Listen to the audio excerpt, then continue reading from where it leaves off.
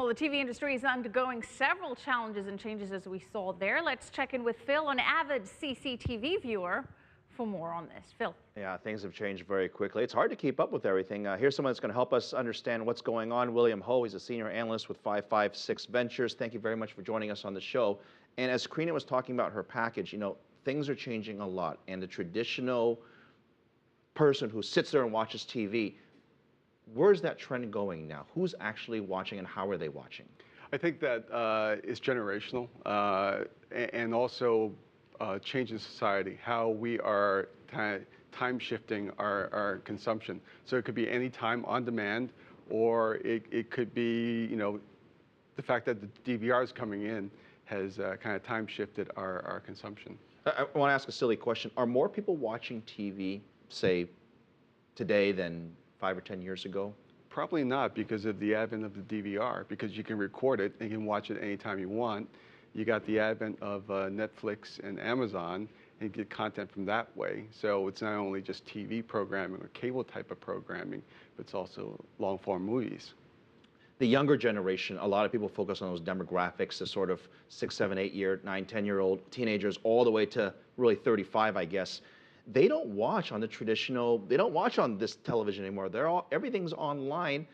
How do they know what shows are on, and where do they get the sort of fascination in watching a show? Because we used to just click the remote control channel, and they don't have that anymore. Yeah, I think there's an element of social networking and online marketing. It's all social drives media. That. Yeah.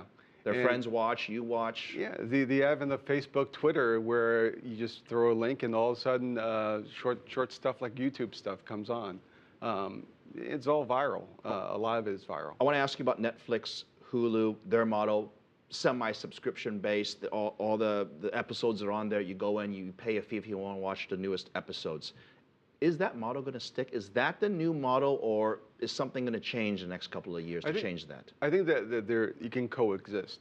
So the Amazon and Hulu model are basically on demand.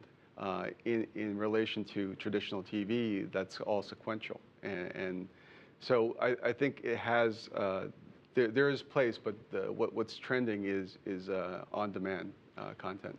Who's the winners and losers? If I'm an investor and I'm looking at not just the US media space, but this is a trend that's happening all across the world, whether it's in China or in Europe or in the US or in South America, these habits are forcing traditional telecom and communication companies to change their overall strategy. Should they acquire these Netflix and Hulus and social media sites? I think yes, they are certainly, because it's about distribution. And so if you're looking at Amazon and Hulu, it's about distribution and the eyeballs, and that's where your revenue might come in. Of course, you have to get the content rights and things like that. So that's kind of the sticking point.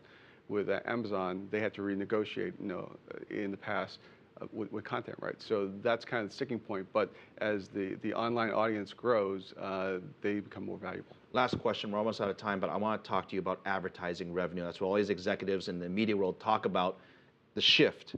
How quickly is it happening, and where's the next big thing?